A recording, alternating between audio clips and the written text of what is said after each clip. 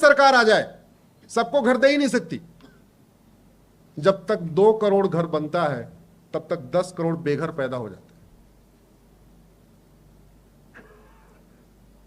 और जितनी समस्याएं हैं आप इसकी वाई एनालिसिस करिए,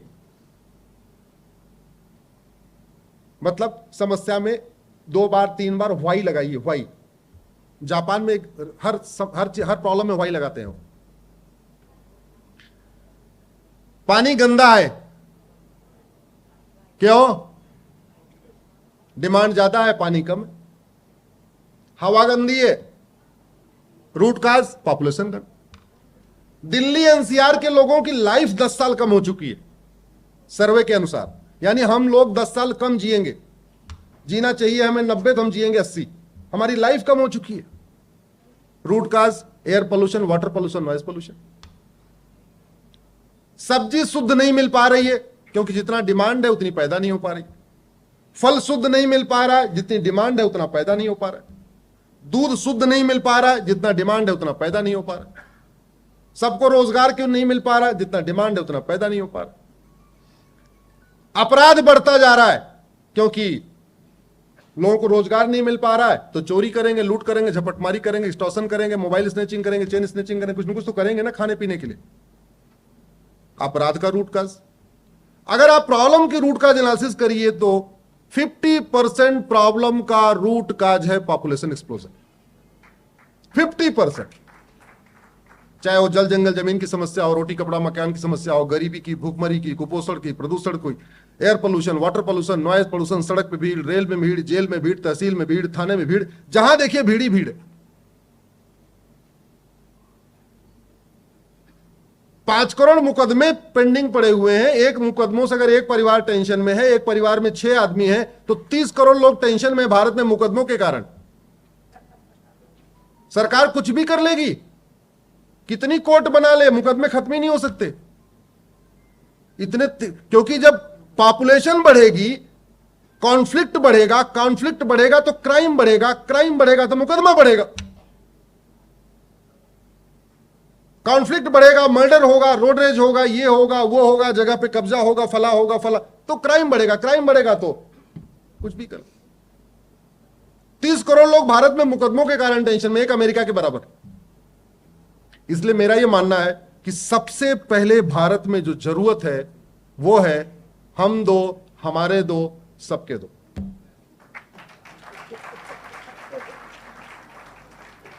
और मानव इतिहास में यह हमारे यहां बहुत पहले लागू हो चुका है। ये कोई नई बात नहीं बता रहा हूं। जो पूरी दुनिया में रामराज्य की बात होती है उसका एक बड़ा कारण है, हम जिन चीजों को अभी लागू करने के लिए सोच रहे हैं ना, भगवान श्री राम ने हजारों साल पहले वो सारे सिस्टम लागू कर दिया है। आप खुद सोचिए, चक्रवर्ती नरेश भगवान श्री राम को कौन अपना दामाद नहीं बनाना चाहता होगा उस समय के, कौन ऐसा राजा रहा होगा? लेकिन भगवान राम ने कितना विवाह किया? ऐसा कौन होगा नहीं जो लक्ष्मण को अपना दामाद नहीं बनाना चाहता होगा? लक्ष्मण जी ने कितने विवाह किए? एक। ऐसा कौन होगा जो भरत को अपना दामाद नहीं बनाना चाहता होगा? भरत ने किया एक। तो राम, लक्ष्मण, भरत, शत्रुघ्न ने एक एक विवाह किया। यह एक्सीडेंट नहीं है। भगवान राम के 2 बच्चे, लक्ष्मण जी के 2 बच्चे, भरत जी के 2 बच्चे और शत्रुघ्न जी के 2 बच्चे। यह एक्सीडेंट नहीं है। ऐसा क्यों? किसी को न 1 हुआ, न किसी को 3 हुआ, सबके 2 ही 2। तुलसीदास जी लिखते हैं, दुई सुत सीता सुंदर जाए, लौकुश वेद पुराणन गाए। उत्तरकांड में इसकी चर्चा है। वाल्मीकि जी ने भी लिखा हुआ है, तुलसीदास जी ने भी लिखा हुआ। मानव इतिहास में सबसे पहले हम दो, हमारे दो, सबके दो लागू करने वाले भगवान श्री राम।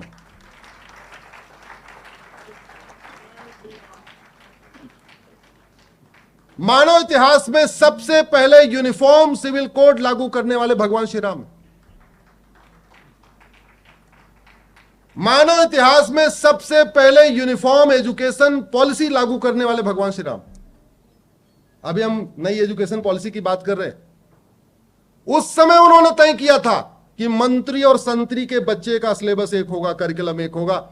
ऐसा नहीं होगा कि मंत्री का बच्चा अलग किताब पढ़ेगा और संतरी का बच्चा अलग किताब पढ़ेगा। हालांकि उसकी शुरुआत पहले हो चुकी थी, राजा दशरथ जी ने उसको इंप्लीमेंट किया था, उसके पहले राजा रघु ने इंप्लीमेंट किया था। लेकिन इफेक्टिवली बाकायदा नीतिगत निर्णय लेके अपने मंत्रिमंडल राज्यसभा में नीतिगत निर्णय लेके जो लागू किया था वो भगवान श्री राम ने किया था। बहुत अच्छा बोल रहा है, उसको बोलने दो भाई। भगवान राम की बात आ रही है तो वो भी कुछ बच्ची बोल रही है, जय श्री राम।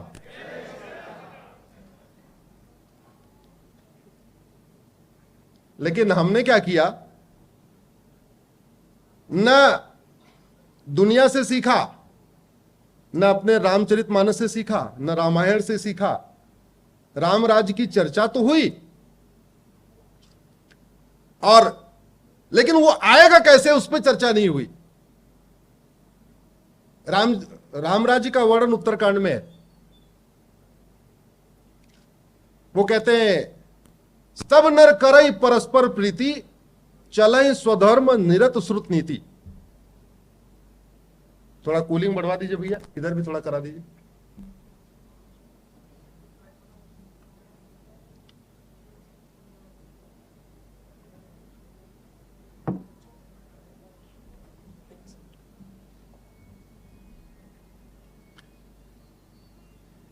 सब नर करई परस्पर प्रीति और चलई स्वधर्म निरत श्रुत नीति।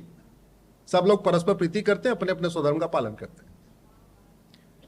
और उसी रामचरितमानस में भगवान श्री राम कहते हैं भय बिन होय, जोर से बोलिए जरा, भय बिन होय। एक तरफ कहा जा रहा है कि सब परस्पर प्रीति करते हैं, दूसरी तरफ राम कह रहे हैं, भगवान राम खुद कह रहे हैं बिना भय के प्रीति नहीं होती। अब भारत में डेमोक्रेसी है, भारत में रूल ऑफ लॉ है, तो किसका भय होगा? कानून का भय। कानून का भय होना चाहिए। भाई परस्पर प्रीति कैसे होगी? परस्पर प्रीति ऐसे होगी कि हमारी शिक्षा व्यवस्था ऐसी हो कि उसमें राम का आदर्श हमने पढ़ा हो, युधिष्ठिर का आदर्श पढ़ा हो, वेद हमने पढ़े हो, भगवत गीता पढ़ी हो, वैदिक शिक्षा हमारी व्यवस्था हो, तो परस्पर प्रीति होगी। दूसरा, बाय द वे अगर हम प्रीति नहीं करना चाहते, बाय द वे एक भाई दूसरे भाई की जमीन पे कब्जा करना भी चाहता हो, उसके मन में अगर गंदगी आ भी जाए तो कानून ऐसा होना चाहिए कि अगर दूसरे की जमीन पे कब्जा किया तो 10-20 साल के लिए तो गए, तभी तो प्रीति रहेगी। शिक्षा ऐसी हो, संस्कार दे, चोरी आदमी करे ना। कानून ऐसा हो, ऐसा खौफ हो कि अगर हमने चोरी किया तो हम तो 20-50 साल के लिए गए। शिक्षा ऐसी हो कि नहीं नहीं नशे से दूर रहना है, नशे, हमें ड्रग स्मगलिंग में नहीं फंसना है। कानून ऐसा हो कि एक बार नशे की पुड़िया बेचने के पहले आदमी के उसके रोए कांप जाए, जैसे सिंगापुर में होता है।